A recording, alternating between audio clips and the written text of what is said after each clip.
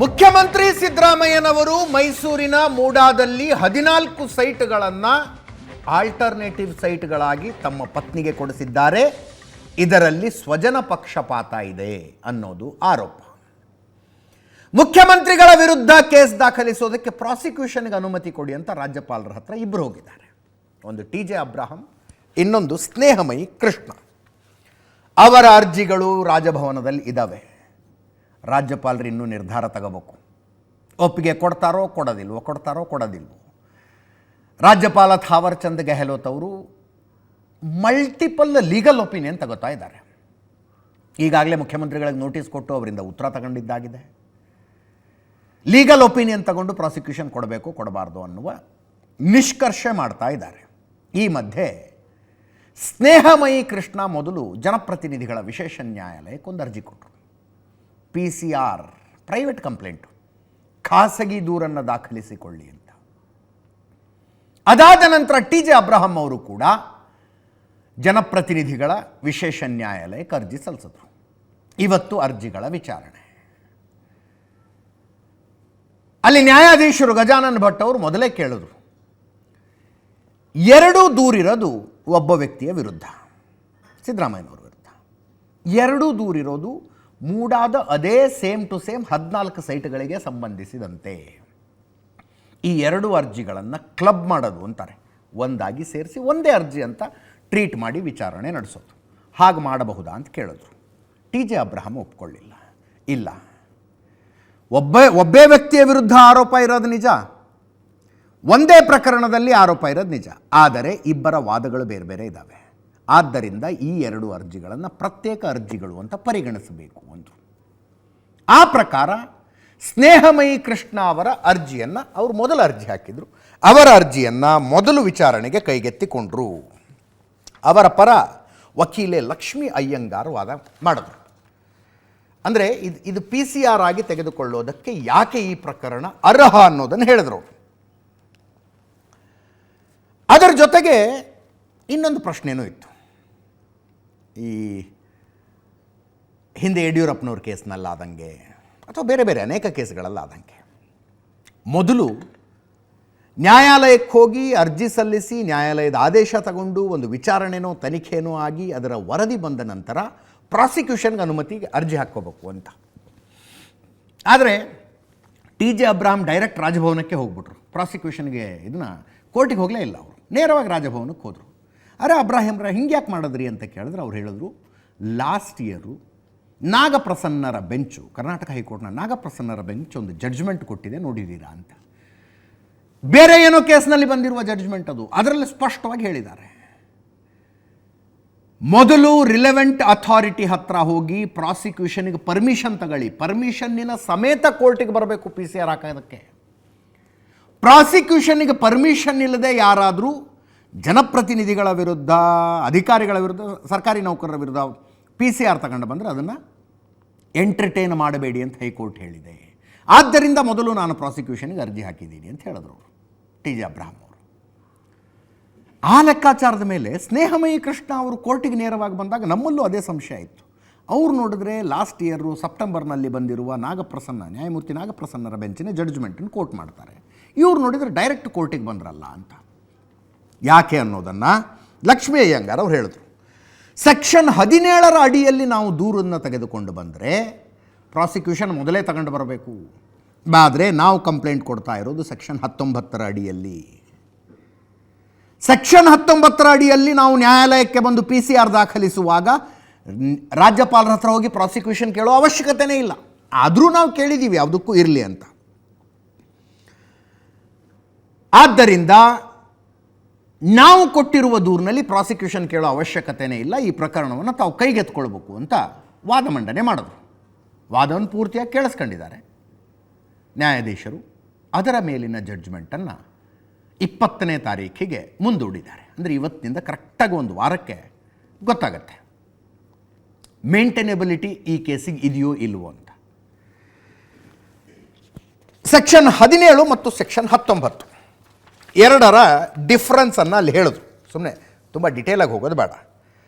Section 17ರಲ್ಲಿ ಇದರ ತನಿಖೆ ಮಾಡಿ ಅಂತ ನ್ಯಾಯಾಲಯ ತನಿಖಾ ಸಂಸ್ಥೆಗೆ ವಹಿಸುತ್ತೆ ನೇರವಾಗಿ. ಆವಾಗ ಪ್ರಾಸಿಕ್ಯೂಷನ್ನಿನ ಅನುಮತಿ ಇದೆ, ಅನುಮತಿ ಬೇಕು.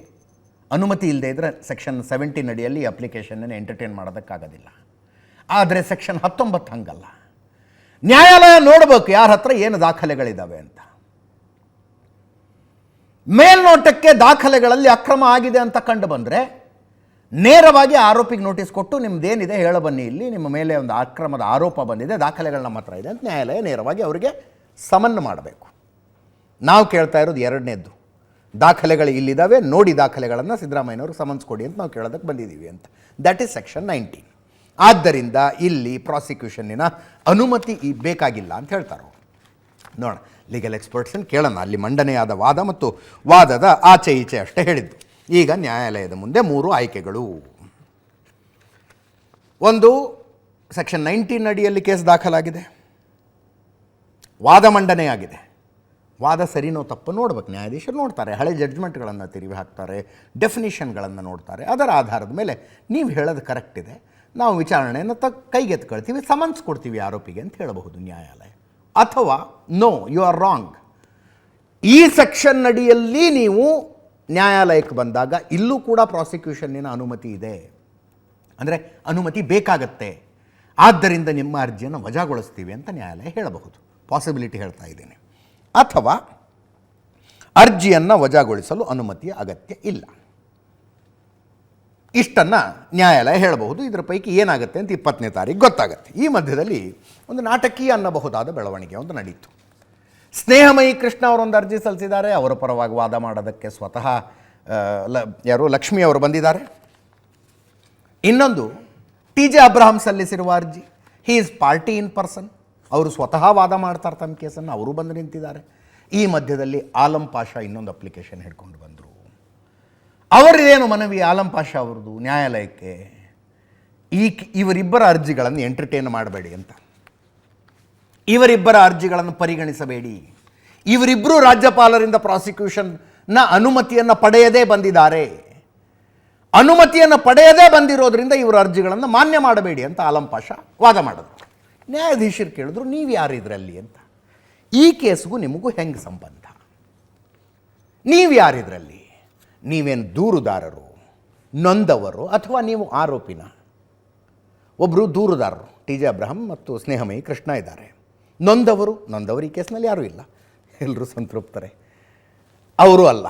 ಆರೋಪಿ ಸಿದ್ದರಾಮಯ್ಯನವರ ಪತ್ನಿಯ ಮೇಲೆ ಆರೋಪ ಇರೋದು. ಇದು ನೀವ್ಯಾರು ಅಂತ ಅದನ್ನು ಆಲಂ ಪಾಷಾ ಹೇಳೋದಕ್ಕಾಗದೆ ಒದ್ದಾಡಿದ್ರು. ಅವ್ರು ಹೇಳಿದ್ರು, ನಾನು ಸಾರ್ವಜನಿಕ ಹಿತಾಸಕ್ತಿಯಿಂದ ಬಂದಿದ್ದೀನಿ ಅಂತ. ಅರೆ, ಸಾರ್ವಜನಿಕ ಹಿತಾಸಕ್ತಿ ಅರ್ಜಿ ಅಲ್ವಲ್ಲ ಇದು, this is PCR, private complaint ಇದು. ಹೀಗೆ ಮಾತಿಗೆ ಮಾತನಾಡಿದಾಗ PCR ಲಾಂಗ್ ಫಾರ್ಮ್ ಏನು ಅನ್ನೋ ಪ್ರಶ್ನೆ ಬಂತು. Alam Pasha public control room ಅಂತೇನೋ ಹೇಳಿಬಿಟ್ರು. ನ್ಯಾಯಾಲಯ ಪೀಠ ಸಿಟ್ಟಿಗೆತ್ತು. PCR ಅಂದರೆ ಏನು ಅಂತ ಗೊತ್ತಿಲ್ಲದೇನೆ ಮಧ್ಯಂತರ ಅಂದರೆ ಇಂಟ್ರಿಮ್ ಅರ್ಜಿ ಹಾಕೋದಕ್ಕೆ ಬಂದಿದ್ದೀರಾ, ಪ್ರಾಸಿಕ್ಯೂಷನ್ನಿನ ಅನುಮತಿ ಇಲ್ಲಿ ಬೇಕಾ ಬೇಡವಾ ಅನ್ನೋದನ್ನು ಕೋರ್ಟ್ ನಿರ್ಧಾರ ಮಾಡುತ್ತೆ. ನಿಮ್ಮನ್ನು ಯಾರು ಕೇಳಿದ್ರು, ನಿಮ್ಮ ಅಭಿಪ್ರಾಯ ಯಾರಾದರೂ ಕೇಳಿದ್ರಾ?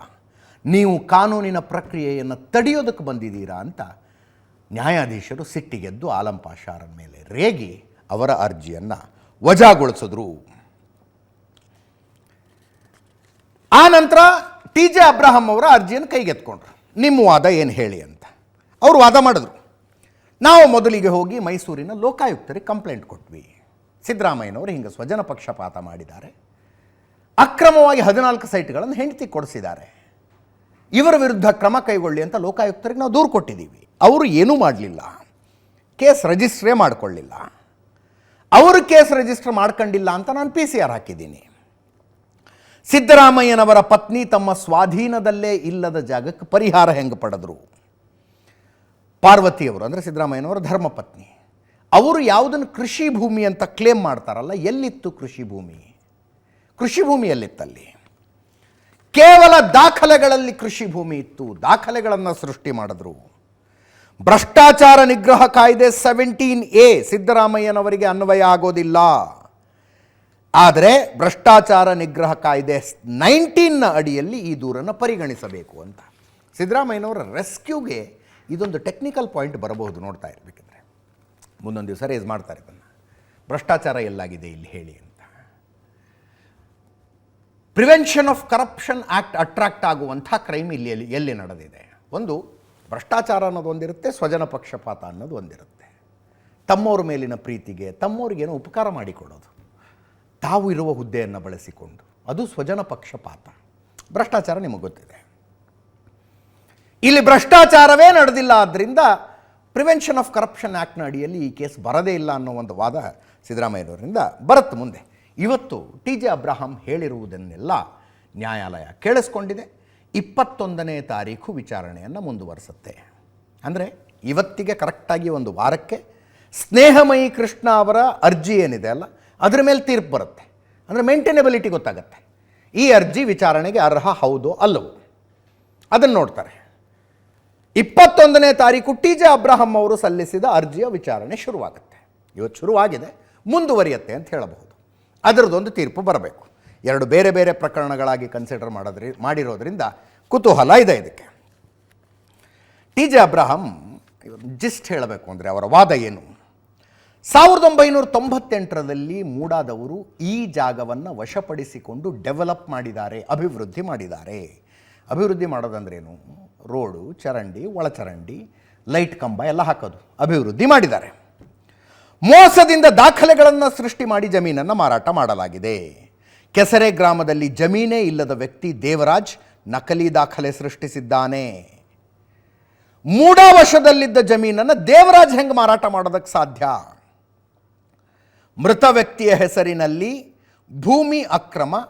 ಭೂಮಿಯನ್ನು ಅಕ್ರಮವಾಗಿ ಡಿನೋಟಿಫಿಕೇಶನ್ ಮಾಡಲಾಗಿದೆ. ಬೇಸಿಕಲಿ ಟಿ.ಜೆ. ಅಬ್ರಹಾಂ ಅವರು ಒಂದಷ್ಟು ದಾಖಲೆಗಳನ್ನು ಇಟ್ಕೊಂಡು ಹೇಳ್ತಾರೆ, ಯಾವ ದೇವರಾಜು ಮಲ್ಲಿಕಾರ್ಜುನ ಸ್ವಾಮಿಗೆ ಜಮೀನನ್ನು ಮಾರಿದ್ರಲ್ಲ, ಆ Devaraju he is not the rightful owner of the land ಅಂತ ಅವ್ರದ್ದು ವಾದ. ದೇವರಾಜಿಂದೇ ಅಲ್ಲ ಭೂಮಿ ಅದು. ಹಂಗಿದ ಮೇಲೆ ದೇವರಾಜ್ ಹೆಂಗೆ ಮಾರಾಟ ಮಾಡೋದಕ್ಕೆ ಸಾಧ್ಯ ಅಂತ. ಇನ್ನು ಜಮೀನನ್ನು ವಶಪಡಿಸಿಕೊಳ್ಳುವಾಗ ಜಮೀನು ಯಾರ ಹೆಸರಲ್ಲಿತ್ತು? ಜವರ ಅನ್ನೋರ ಹೆಸರಲ್ಲಿತ್ತು. ಜವರನ ಹೆಸರಿಗೆ ನೋಟಿಸ್ ಆಗಿತ್ತು, ಜವರನ ಹೆಸರಿಗೆ ಸೆಕೆಂಡ್ ನೋಟಿಸು ಆಗಿತ್ತು. ವಶಪಡಿಸಿಕೊಂಡಿದ್ದು ಜವರನಿಂದಲೇ. ಡಿನೋಟಿಫಿಕೇಷನ್ನು ಆಗಿದ್ದು ಜವರನ ಹೆಸರಿಗೆ. What is denotification? ನಿಮ್ದೊಂದಷ್ಟು ಜಮೀನು ಇದೆಯಪ್ಪ, ನೋಡಿ ಸರ್ಕಾರದ ಇಂಥ ಕೆಲಸಕ್ಕೆ ಇದು ಬೇಕು, ನಿಮ್ಮ ಜಮೀನು ನಾವು ತಗೋತೀವಿ, ಅದಕ್ಕಿಷ್ಟು ಪರಿಹಾರ ಕೊಡ್ತೀವಿ, ಇಷ್ಟ ಇದ್ದರೆ ತಗೊಳ್ಳಿ, ಇಲ್ಲದೇ ಇದ್ರೆ ಕೋರ್ಟಿಗೆ ಹೋಗಿ ಅನ್ನೋದು ನೋಟಿಫಿಕೇಷನ್. ಆ ನೋಟಿಫಿಕೇಷನ್ ಆಗಿತ್ತು. ಡಿನೋಟಿಫಿಕೇಷನ್ ಅಂದ್ರೇನು? ಇಲ್ಲ ನಿಮ್ಮ ಜಮೀನು ನಮಗೆ ಬೇಡ ಅನ್ನೋದಕ್ಕೆ ಎರಡು ರೀಸನ್ನು. ಯಾವ ಕಾರಣಕ್ಕಾಗಿ ಜಮೀನನ್ನು ವಶಪಡಿಸಿಕೊಂಡಿದ್ದೀವೋ ಆ ಕಾರಣಕ್ಕೆ ಬಳಸೋದಕ್ಕೆ ಆಗ್ತಾ ಇಲ್ಲ ಅನ್ನೋದು ಒಂದು ರೀಸನ್. ಆದರೆ ನೀವೇನೋ ಹೋಗಿ ಮನವಿ ಮಾಡ್ಕೊಂಡಿದ್ದೀರಿ, ನನಗೆ ಈ ಜಮೀನು ಬಿಟ್ಟು ಬೇರೆ ಜಮೀನಿಲ್ಲ ಸ್ವಾಮಿ, ನಾನು ಏನೋ ಭತ್ತನೋ ರಾಗಿನೋ ಬೆಳ್ಕೊಂಡು ತಿಂತಾ ಇರೋನು, ದಯವಿಟ್ಟು ಈ ಜಮೀನನ್ನು ಸರ್ಕಾರಕ್ಕೆ ತಗೋಬೇಡಿ ಅಂತ ನೀವು ಮನವಿ ಮಾಡಿಕೊಂಡಿದ್ದೀರಿ, ಆದ್ದರಿಂದ ನಾವು ನಿಮ್ಮ ಜಮೀನನ್ನು ನಿಮಗೆ ವಾಪಸ್ ಕೊಡ್ತೀವಿ ಅನ್ನೋದು ಡಿನೋಟಿಫಿಕೇಷನ್. ಈ ಕೇಸ್ನಲ್ಲಿ ಡಿನೋಟಿಫಿಕೇಷನ್ ಆಗೋದು ಸಿದ್ದರಾಮಯ್ಯನವರು ಉಪಮುಖ್ಯಮಂತ್ರಿ ಆಗಿದ್ದಾಗ. ಜವರನಿಂದ ಭೂಮಿಯನ್ನು ಪಡೆದಿದ್ದರು, ಜವರನಿಗೆ ಭೂಮಿ ವಾಪಸ್ ಕೊಟ್ಟರು. ಆದರೆ ಭೂಮಿ ವಾಪಸ್ ಕೊಡುವಾಗ ಜವರ ಸತ್ತು ಹೋಗಿದ್ದ. ಆದರೂ ಜವರನ ಹೆಸರಿಗೆ ಹೆಂಗೆ ಡಿನೋಟಿಫಿಕೇಷನ್ ಆಯಿತು ಅಂತ ಕೇಳ್ತಾ ಇದ್ದಾರೆ ಇವರು. ಮೃತ ವ್ಯಕ್ತಿಯ ಹೆಸರಿನಲ್ಲಿ ಭೂಮಿ ಅಕ್ರಮ ಡಿನೋಟಿಫಿಕೇಷನ್ ಮಾಡಲಾಗಿದೆ. ಸಿದ್ದರಾಮಯ್ಯ DCM ಆಗಿದ್ದ ಅವಧಿಯಲ್ಲಿ ಬೋಗಸ್ ಕನ್ವರ್ಷನ್ ಆಗಿದೆ ಅಂತ ನಾನು ರಾಜ್ಯ ಸರ್ಕಾರದ ಕಡೆಯಿಂದ ಕೊಡಲಾದ ಉತ್ತರವನ್ನು, ಇಲ್ಲಾಂದರೆ ಲೀಗಲ್ ಒಪಿನಿಯನ್ ಕಾಪಿನೂ ನೋಡಿದ್ದೀನಿ, ಉತ್ತರವನ್ನು ನೋಡಿದ್ದೀನಿ. ಅದರಲ್ಲಿ ಹೇಳ್ತಾರೆ, ಯಾರ ಹೆಸರಿಗಿನಿಂದ ನೋಟಿಫಿಕೇಷನ್ ಆಗಿತ್ತು ಅವ್ರ ಹೆಸರಿಗೆ ಡಿನೋಟಿಫಿಕೇಷನ್ ಆಗಿದೆ. ಅವನು ಬದುಕಿದ್ನ ಸತ್ತಿದ್ನ ತಗೊಂಡು ಏನು ಮಾಡಬೇಕು ಅನ್ನೋ ಥರದ ಕ್ಲಾರಿಫಿಕೇಷನ್ ಇದೆ ಅಲ್ಲಿ. ಯಾವ್ದು ಸರಿ ಯಾವ್ದು ತಪ್ಪು ನಾಳೆ ಕೋರ್ಟ್ ನಿರ್ಧಾರ ಮಾಡತ್ರಿ. ನಮ್ಮ ಕೆಲಸ ಏನಾಗಿದೆ ಅನ್ನೋದು ನಿಮ್ಮ ಎದುರಿಗೆ ಹೇಳೋದಪ್ಪ. 2010ರಲ್ಲಿ ಪಾರ್ವತಿ ಅವರಿಗೆ ಕಾನೂನು ಬಾಹಿರವಾಗಿ ದಾನ ಕೊಡಲಾಗಿದೆ. 2013ರ ಚುನಾವಣಾ ಪ್ರಮಾಣ ಪತ್ರದಲ್ಲಿ ಈ ಜಮೀನಿನ ವಿವರ ಮುಚ್ಚಿಟ್ಟಿದ್ದರು. ಇದನ್ನು ಸಿದ್ದರಾಮಯ್ಯನವರು ಒಪ್ಕೊಳ್ತಾರೆ. ಕಣ್ಣು ತಪ್ಪಿನಿಂದಾಗಿ ಆ ಜಮೀನು ನಾವು ಎಲೆಕ್ಷನ್ ಅಫಿಡವಿಟ್ನಲ್ಲಿ ಹೇಳೋದು ಮರ್ತು ಬಿಟ್ಟಿದ್ವಿ ಅಂತ. 2013ರ ಚುನಾವಣಾ ಪ್ರಮಾಣ ಪತ್ರದಲ್ಲಿ ಎಲೆಕ್ಷನ್ ಅಫಿಡವಿಟ್ನಲ್ಲಿ ಈ ಜಮೀನಿನ ವಿವರ ಮುಚ್ಚಿಟ್ಟಿದ್ದರು. ಅದು ಕಣ್ಣು ತಪ್ಪಿನಿಂದ ಅಂತಾರವರು. 2014ರವರೆಗೆ ಲೋಕಾಯುಕ್ತಕ್ಕೆ ಕೊಟ್ಟ ವಿವರದಲ್ಲೂ ಸಿದ್ದರಾಮಯ್ಯ ಮುಚ್ಚಿಟ್ಟಿದ್ರು. 2014 ಅಂದರೆ ಇಲ್ಲಿ ನೆನಪಿಟ್ಕೊಳ್ಳಿ. ಯಾಕಂದರೆ ಸಿದ್ದರಾಮಯ್ಯನವರು ಆ ಪ್ರೆಸ್ ಮೀಟ್ ಮಾಡಿದ್ರಲ್ಲ, ಪ್ರೆಸ್ ಮೀಟಲ್ಲಿ ಹೇಳ್ತಾರೆ 2013 ಎಲೆಕ್ಷನ್ ಅಫಿಡವಿಟ್ನಲ್ಲಿ ಕಣ್ತಪ್ಪಿನಿಂದಾಗಿ ಈ ಜಮೀನಿನ ವಿವರ ಬಿಟ್ಟು ಹೋಗಿತ್ತು, ಆದರೆ ಲೋಕಾಯುಕ್ತಕ್ಕೆ ಆ ವಿವರಗಳನ್ನು ಕೊಟ್ಟಿದ್ದೀವಿ ಅಂತಾರೆ. ಎಲೆಕ್ಷನ್ನಲ್ಲಿ ಗೆದ್ದ ನಂತರ ಲೋಕಾಯುಕ್ತಕ್ಕೆ ಆಸ್ತಿ ವಿವರಗಳನ್ನು ಕೊಡಬೇಕು, ಅದರಲ್ಲಿ ಈ ಜಮೀನಿನ ವಿವರವನ್ನು ಮೆನ್ಷನ್ ಮಾಡಿದ್ದೀವಿ ಅಂತ. 2014 ಕೆಸರೆ ಹತ್ರ 3 ಎಕರೆ 16 ಗುಂಟೆ ಜಮೀನಿದೆ ಅಂತ ಹೇಳ್ಕೊಳ್ತಾರೆ. 2014 ಪಾರ್ವತಿಯವರು ಬದಲಿ ಜಾಗಕ್ಕಾಗಿ ಮನವಿ ಮಾಡಿದ್ದಾರೆ. 2021 ಸಿದ್ದರಾಮಯ್ಯ ವಿರೋಧ ಪಕ್ಷದ ನಾಯಕ, ಮಗ ಯತೀಂದ್ರ ಶಾಸಕ. 2022 ಜನವರಿಯಲ್ಲಿ ಮೈಸೂರಿನ ವಿಜಯನಗರದಲ್ಲಿ 14 ಸೈಟ್ ತಗೊಂಡಿದ್ದಾರೆ. ಕೆಸರೆ ಜಾಗದ ಭೂಮಿ ಮೂಡ ಹೆಸರಿನಲ್ಲಿದ್ದರೂ ಪರಿಹಾರ ತಗೊಂಡಿದ್ದು ಹೆಂಗೆ? ಆದ್ದರಿಂದ ಈ ವಿಷಯವನ್ನು ನ್ಯಾಯಾಲಯ ಖಾಸಗಿ ದೂರನ್ನಾಗಿ ಪರಿಗಣಿಸಿ ಕೈಗೆತ್ತಿಕೊಳ್ಳಬೇಕು ಅಂತ ಟಿ ಜೆ ಅಬ್ರಹಂ ವಾದ ಮಂಡನೆ ಮಾಡಿದ್ರು. 21ನೇ ತಾರೀಕು ಇವರ ವಾದ ಮುಂದುವರಿಯುತ್ತೆ. ಅದರ ಹಿಂದಿನ ದಿವಸನೇ ಸ್ನೇಹಮಯಿ ಕೃಷ್ಣ ಅವರ ಕೇಸ್ನಲ್ಲಿ ನ್ಯಾಯಾಲಯ ಏನು ನಿಷ್ಕರ್ಷೆಗೆ ಬಂದಿದೆ ಅನ್ನೋದು ಗೊತ್ತಾಗುತ್ತೆ. ಈ ಮಧ್ಯದಲ್ಲಿ ಒಂದು ದಾಖಲೆ ಹರಿದಾಡ್ತಾ ಇತ್ತು. ಇವತ್ತು JDSನವರು ಟ್ವೀಟ್ ಮಾಡಿದ್ದಾರೆ ಅದನ್ನು. ಅದು 1984 ಬದಲಿ ನಿವೇಶನವನ್ನು ಸಿದ್ದರಾಮಯ್ಯನವರು ಕೇಳಿದ್ರು ಅಂತ. ಈ ಪ್ರಕರಣ ನೋಡಿ, ಒಂದಕ್ಕೊಂದು ಕನ್ಫ್ಯೂಸ್ ಮಾಡಬಾರ್ದು, JDSನವರು ಮಾಡಬಾರ್ದು, ನಾವು ಮಾಡಬಾರ್ದು. ಈ 14 ಸೈಟಿನ ವಿಷಯ ಬಂದಾಗ ಸಿದ್ದರಾಮಯ್ಯನವರು ಏನು ಹೇಳಿದ್ರು? ಬದಲಿ ನಿವೇಶನ ಕೊಡಿ ಅಂತ ನಾನೇನಾದ್ರು ಪತ್ರ ಬರೆದಿದ್ನ ಅಂತ ಕೇಳಿದ್ರು, ಅಥವಾ ಇಂಥದ್ದೇ ಜಾಗದಲ್ಲಿ ಕೊಡಿ. ಈಗ ವಿಜಯನಗರ ಸ್ಟೇಜ್ 1, 2, 3ನಲ್ಲಿ 14 ಸೈಟ್ ಕೊಟ್ಟಿದ್ದಾರೆ ಅವ್ರಿಗೆ. ಇಂಥದ್ದೇ ಜಾಗದಲ್ಲಿ ಕೊಡಿ ಅಂತ ನಾನೇನಾದ್ರು ಪತ್ರ ಬರೆದಿದ್ನ ಅಂತ ಕೇಳಿದ್ರು. ಇಲ್ಲ, ಆ ಥರದ್ದು ಯಾವ ದಾಖಲೆಯೂ ಇಲ್ಲ. ಸಿದ್ದರಾಮಯ್ಯನವರು ನನ್ನ ಪತ್ನಿಯ ಸೈಟ್ ಹೋಗಿದೆ, ಜಮೀನು ಹೋಗಿದೆ 3 ಎಕರೆ 16 ಗುಂಟೆ, ಅದರ ಬದಲು ಇಂಥಲ್ಲಿ ನಮಗೆ ಜಾಗ ಕೊಡಬೇಕು ಅಂತ ಎಲ್ಲೂ ಬರೆದಿಲ್ಲ. ಇದು ಯಾವುದಪ್ಪ ಅಂದರೆ ಸಿದ್ದರಾಮಯ್ಯನವರು ಮೊದಲ ಸಲ CM ಆಗಿದ್ದಾಗಿದ್ದು. ಆ ಪತ್ರನ, ಅದೊಂದು ದಾಖಲೆಯನ್ನು JDSನವರು ಟ್ವೀಟ್ ಮಾಡಿದ್ದಾರೆ. ತುಂಬ ಹರಿದಾಡ್ತಾ ಇದೆ ಇದು. ಫಸ್ಟ್ ಟೈಮ್ MLA ಆದರು 1983 ಚಾಮುಂಡೇಶ್ವರಿಯಲ್ಲಿ ಗೆದ್ದರು. ಆವಾಗ ಜಯನಗರದ ತೊಣಚಿಕೊಪ್ಪಲು ಸೆಕೆಂಡ್ ಸ್ಟೇಜ್ನಲ್ಲಿ ಸಿದ್ದರಾಮಯ್ಯನವರಿಗೆ ಶಾಸಕ ಅನ್ನೋ ಕಾರಣಕ್ಕೆ ಮೂಡಾದವರು ಒಂದು ಸೈಟ್ ಕೊಡ್ತಾರೆ. ಸೈಟ್ ಮಂಜೂರಾಗತ್ತೆ. 80-50 ಸೈಟ್, ಅದು 80-50 ಸೈಟು, ಸೈಟ್ ನಂಬರ್ 9. ಅದಾಗಿ 1 ವರ್ಷ ಆದಮೇಲೆ ಮೇ 8, 1984 ಸಿದ್ದರಾಮಯ್ಯನವರು ಪತ್ರ ಬರೀತಾರೆ. ಆ ಸೈಟ್ ಬೇಡ, ನನಗೆ ಬೇರೆ ಸೈಟ್ ಕೊಡಿ ಅಂತ. ಯಾವ ಸೈಟ್ ಅನ್ನೋದನ್ನು ಹೇಳ್ತಾರೆ ಅವರು. ಎಲ್ಲಿದು? ಜಯನಗರದ ತೊಣಚಿಕೊಪ್ಪಲಿನ G&H ಬ್ಲಾಕ್ನಲ್ಲಿ ಸೈಟ್ ಕೇಳ್ತಾರೆ. ಸೇಮ್ 80/50 ಸೈಟೇ, ಸೈಟ್ ನಂಬರ್ 1245. ಇದನ್ನು ನನಗೆ ಮಂಜೂರು ಮಾಡಿಕೊಡಿ ಅಂತ ಸಿದ್ದರಾಮಯ್ಯನವರು ಪತ್ರ ಬರೆದಿದ್ರು. ಅದರ ದಾಖಲೆಯನ್ನು, ಅದಕ್ಕೂ ಮೂಡ ಹಗರಣಕ್ಕೂ ಸಂಬಂಧ ಇಲ್ಲ. ಮತ್ತೊಮ್ಮೆ ಕ್ಲಿಯರಾಗಿ ಹೇಳ್ತಾ ಇದ್ದೀನಿ. ಅದರಲ್ಲಿ ಏನು ಬರೀತಾರೆ ಪತ್ರದಲ್ಲಿ ಅಂದರೆ, ಅಧ್ಯಕ್ಷರು ನಗರಾಭಿವೃದ್ಧಿ ಮಂಡಳಿ ಮೈಸೂರು, ನನಗೆ ಜಯನಗರ ತೊಣಚಿಕೊಪ್ಪಲು 2ನೇ ಹಂತ M ಬ್ಲಾಕ್ನಲ್ಲಿ ನಿವೇಶನ ಸಂಖ್ಯೆ 9ರಲ್ಲಿ 50/80 ಅನ್ನು 30 ರೂಪಾಯಿಯಂತೆ ಕೊಟ್ಟಿರುವುದು ಸರಿಯಷ್ಟೇ. 30 ರೂಪಾಯಿ ಅಂದರೆ ಸ್ಕ್ವೇರ್ ಫೀಟಿಗೆ 30 ಇತ್ತ ಏನು ಅವಾಗ ಅಷ್ಟು ರೇಟ್ ಇತ್ತ ಅಲ್ಲಿ? ಓಕೆ. ಸದರಿ ನಿವೇಶನಕ್ಕೆ ಬದಲಾಗಿ ಜಯನಗರದ ತೊಣಚಿಕೊಪ್ಪಲಿನ G&H ಬ್ಲಾಕ್ನಲ್ಲಿ ಖಾಲಿ ಇರುವ ನಿವೇಶನ ಸಂಖ್ಯೆ 50/80 ಅಳತೆಯ ನಿವೇಶನ ಸಂಖ್ಯೆ 1245 ನೀಡಲು ಮನವಿ ಅಂತ ಬರೆದು ಸೈನ್ ಹಾಕಿದ್ದಾರೆ. 1984 ಮೇ 8ನೇ ತಾರೀಕಿದು. ಆ ಪತ್ರವನ್ನು ಟ್ವೀಟ್ ಮಾಡಿ JDSನವರು, ಗುಳಿಗೆ ಸಿದ್ಧ ಒಳಗೆ ಮೆದ್ದ, ಈ ಮಾತು ನಿಮ್ಮಂಥವರನ್ನು ನೋಡಿಯೇ ಹೇಳಿರಬೇಕು ಸಿದ್ದರಾಮಯ್ಯನವರೇ. ನನಗೆ ಒಂದು ನಿವೇಶನವೂ ಇಲ್ಲ, ಯಾವುದೇ ಲೆಟರ್ ಬರೆದಿಲ್ಲ ಅಂತ ಸುಳ್ಳು ಹೇಳುವ ಮುಖ್ಯಮಂತ್ರಿ ಸಿದ್ದರಾಮಯ್ಯ ಅವರೇ, ಸಮಾಜವಾದಿ ಮುಖವಾಡ ತೊಟ್ಟು ನೀವು ಮಾಡಿರುವ ಅಕ್ರಮಗಳಿಗೆ ಈ ಲೆಟರ್ ಸಾಕ್ಷಿ ಅಂತ ಹೇಳ್ತಾರೆ. ಬದಲಿ ನಿವೇಶನ ಕೋರಿ ನೀವೇ ಸ್ವತಃ ಪತ್ರ ಬರೆದಿದ್ದೀರಿ, ನಿಮ್ಮದೇ ಸಹಿ, ಇಷ್ಟು ಸಾಕಲ್ಲವೇ? ಇದು ನಿಮಗೆ ಕಪ್ಪು ಚುಕ್ಕೆ ಅಲ್ಲವೇ ಅಂತ. ಗೊತ್ತಿಲ್ಲ, ಇದು ಮೂಡಾದಿಂದ ಸೈಟ್ ಮಂಜೂರಾಗಿತ್ತು, ಆ ಸೈಟ್ ಬೇಡ, ಇನ್ನೊಂದು ಸೈಟ್ ಕೊಡಿ ನನಗೆ ಅಂತ. ಯಾವ ಸೈಟು ಅನ್ನೋದನ್ನು ಅವ್ರು ಸೆಲೆಕ್ಟ್ ಮಾಡ್ಕೊಂಡು ಹೇಳಿದರು. ಮೂಡಾದವ್ರು ಸೈಟ್ ಕೊಟ್ಟರೋ ಕೊಡಲಿಲ್ಲೋ, ಆ ನಂತರ ಸಿದ್ದರಾಮಯ್ಯನವರು ಆ ಸೈಟ್ ಮಾರಿಬಿಡ್ತಾರೆ. ಈಗ ಆ ಸೈಟ್ ಇಲ್ಲ. ಅದನ್ನು ಇವ್ರು ಹೇಳ್ತಾ ಇದ್ದಾರೆ, ಯಾಕೆ ಸುಳ್ಳು ಹೇಳಿದ್ರಿ ನೀವು ಅಂತ. ದಲಿತರ ಜಮೀನು ಕಳವಳಿಸಿರುವ ನೀವು ಪರಿಶಿಷ್ಟ ಸಮುದಾಯಕ್ಕೆ ವಂಚಿಸಿದ್ದೀರಿ, ಸುಳ್ಳುಗಳ ಮೇಲೆ ಸುಳ್ಳುಗಳನ್ನು ಹೇಳುತ್ತಾ ನಾಡಿನ ಜನರಿಗೂ ನಂಬಿಕೆ ದ್ರೋಹ ಎಸಗಿದ್ದೀರಿ. ಇದೇನಾ ನಿಮ್ಮ ಶುದ್ಧವಾದ ರಾಜಕೀಯ ಜೀವನ? ಸಿದ್ದರಾಮಯ್ಯ ಅವರೇ, ನಿಮಗೆ ಮುಖ್ಯಮಂತ್ರಿ ಸ್ಥಾನದಲ್ಲಿ ಮುಂದುವರಿಯುವ ಯಾವ ನೈತಿಕತೆಯೂ ಉಳಿದಿಲ್ಲ, ಮೊದಲು ರಾಜೀನಾಮೆ ಕೊಟ್ಟು ನಿರ್ಗಮಿಸಿ ಅಂತ ಬರೆದಿದ್ದಾರೆ, ಟ್ವೀಟ್ ಮಾಡಿದ್ದಾರೆ JDSನವರು. ಇಷ್ಟಾಯಿತು.